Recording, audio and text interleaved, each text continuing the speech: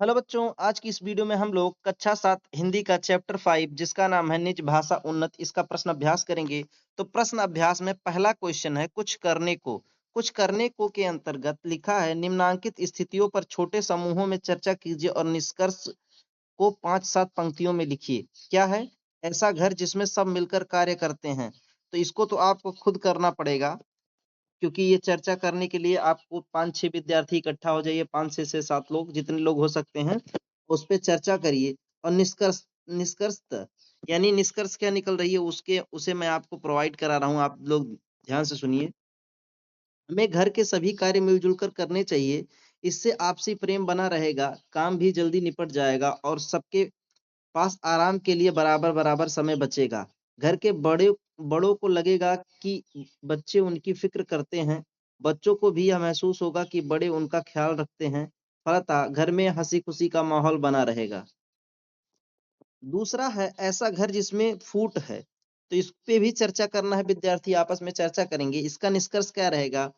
यह कहा जाता है कि जिस घर में आपस में फूट हो वह घर कभी उन्नति नहीं कर सकता। ऐसे घर में शांति तो दूर की बात है, हंसी-खुशी का कोई पल भी नहीं ठहरेगा। घर के सभी सदस्य अनमने से रहेंगे, बच्चों का मानसिक विकास प्रभावित होगा, बड़े-बुजुर्ग की सेवा नहीं होगी और बाहर वाले उनका मजाक उड़ाएंगे। इसमें दूसरा प्रश्न है, कवि ने फूट के कारण होने वाले विनाश के अनेक उदाहरण दिए हैं। यथा रावण और विभीषण की फूट के कारण लंका का नाश, कौरव और पांडवों की फूट के फलस्वरूप महाभारत युद्ध, पृथ्वीराज और जयचंद की आपसी फूट के कारण यौनों को भारत आगमन। ठीक है, तो इस विषयों पर शिक्षक शिक्षिका के साथ चर्चा करके फूट के कारण और उनके दुष्परिणामों को संक्षेप में लिखिए। तो इसे आपको टीचर से अपने चर्चा करना है। मैं आंसर बता दे रहा हूँ कि इसका आंसर क्या होगा।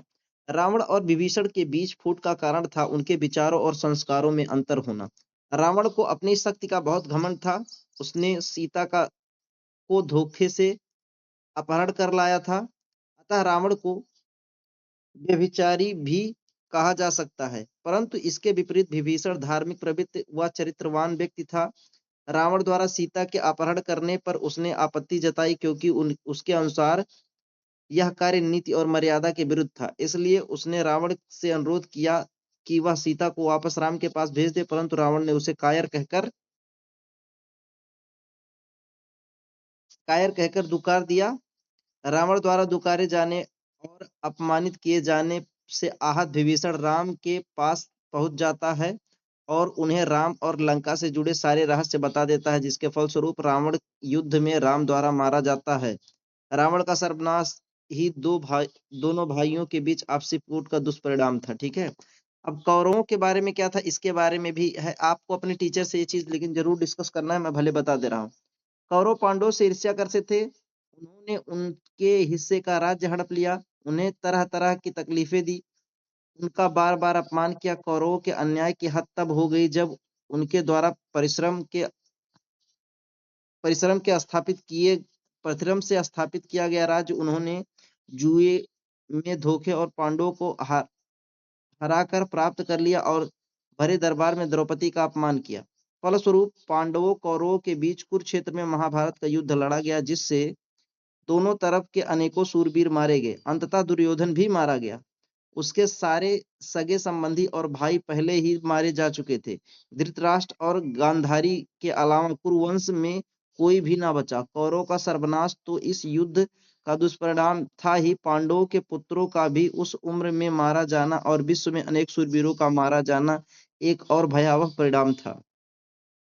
अगला पृथ्वीराज और जयचंद के बीच की जो है इसको भी देख लेते हैं। गा प्रश्न का उत्तर है, पृथ्वीराज और जयचंद के आपसी फूट का कारण था जयचंद की पृथ्वीराज से बढ़ते शौर्य से ईर्ष्या का होना। उनके बीच विद्वेष का मुख्य कारण जयचंद की पुत्री संयोगिता को भी माना जाता है। संयोगिता पृथ्वीराज से प्रेम करती थी, परंतु जयचंद उसके स्वयंवर में पृथ्वीराज को आमंत्रित नहीं किया था। पृथ्वीराज ने संयोगिता का अपहरण कर उससे विवाह कर लिया। फलस्वरूपम अब अब तक जयचंद की नफरत पृथ्वीराज के लिए और बढ़ गई। इसका प्रस्तुत उसने इस तरह लिया कि मोहम्मद गौरी और पृथ्वीराज पर आक्रमण किया और जयचंद ने इस आक्रमण में मोहम्मद गौरी का साथ दिया। तो जयचंद ने जो है मोहम्मद गौरी का साथ दे दिया था। गौरी पहले भी पृथ्वीराज के युद्ध करके 2 बार पराजित हो चुका था, परंतु जयचंद की सहायता पाकर इस बार पृथ्वीराज को हराने में सफल रहा, जिसका दुष्परिणाम यह रहा कि भारत के कई हिस्सों पर यवनों का साम्राज्य स्थापित हो गया। यहाँ तक गौरी ने जयचंद को भी नहीं छोड़ा और उसके राज्य पर भी आक्रमण किया।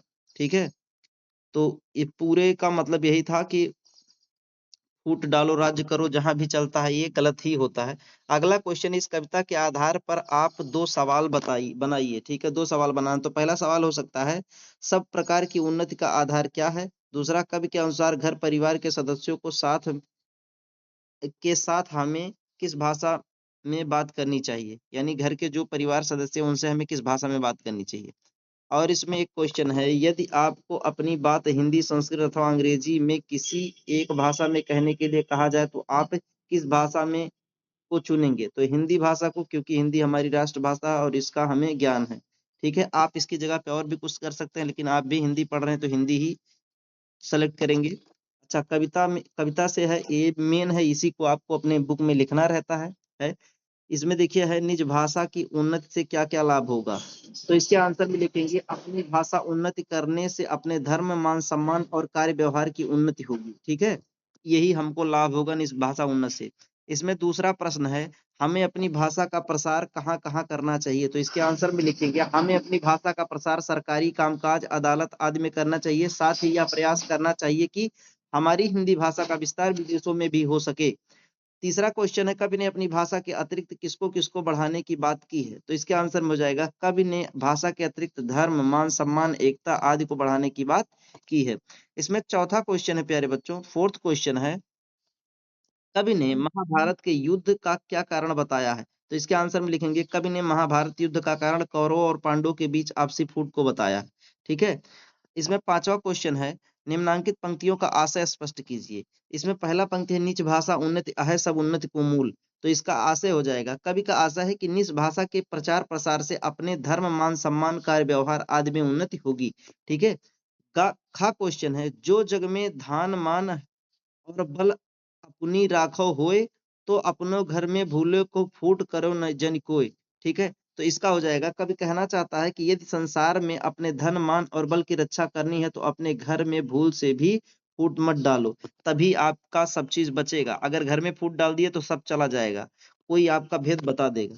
भाषा की बात में है, शब्दों के तत्सम रूप लिखिए। कर्म का कर्म हो जाएगा, यद्यप का यद्यपि हो जाएगा, सुवर्ण का सुवर्ण हो जाएगा, आरज का आर्य हो जाएगा, हिये का हृदय हो जाएगा, हिये का हृदय हो जाएगा, जल का नीर हो जाएगा, मीत का मित्र हो जाएगा, धर्म का धर्म हो जाएगा।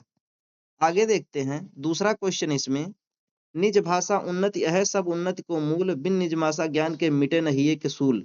ठीक है, उपयुक्त पंक्तियों में आए हुए मूल और सूल शब्द तुकान शब्द है। कविता में आए ऐसे तुकान शब्द को छाटकर उन शब्दों के आधार पर कुछ पंक्तियां बनाइए। तो एक पंक्ति है, आ गए वे परदेश से अजब अनोखी बात, मेरे लिए तो आ गई आज दिवाली रात। तो बात और रात देखिए लास्ट का 2 मिल रहा है। ठीक है, अब यहाँ पर आपके सभी क्वेश्चन खत्म हो गए। आई होप आपको इस चैप्टर के सभी क्वेश्चन आंसर बड़े अच्छे से समझ में आए हैं। अगर आपको किसी भी क्वेश्चन में कोई दिक्कत लग रहा है तो आप कमेंट्स में बताइए, मैं रिप्लाई जरूर दूंगा। अगर आप क्लास 7th में है तो इस चैनल को सब्सक्राइब कर लीजिए, क्योंकि मैं इस चैनल पर हिंदी, इंग्लिश, गणित, विज्ञान, हमारा समाज, हर एक सब्जेक्ट को एक एक करके सॉल्व करा रहा हूँ। तो आप लोग मेक श्योर करिए कि आपने इस चैनल को सब्सक्राइब किया है और मन लगा के पढ़ते रहिए। मिलते हैं अगली क्लास में।